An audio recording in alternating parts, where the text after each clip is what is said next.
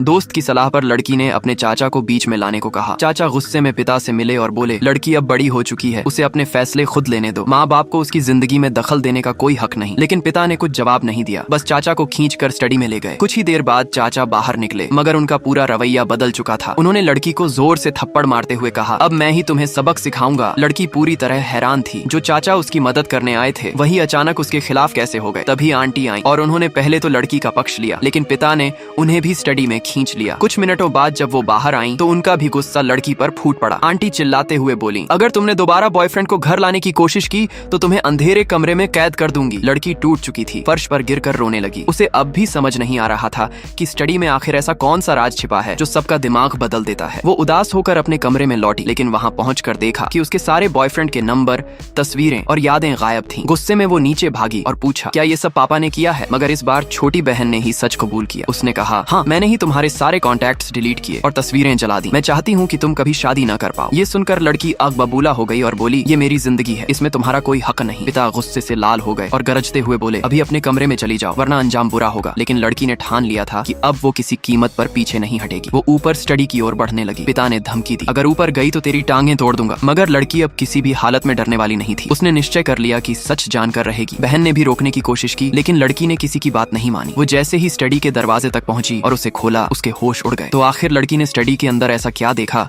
जिसने उसके होश उड़ा दिए? इस सच्चाई को जानने के लिए जुड़े रहो और चैनल को सब्सक्राइब कर लो और कमेंट में लिखो, सच का सामना। अगर तुम भी अब इस रहस्य को जानने के लिए बेसब्र हो।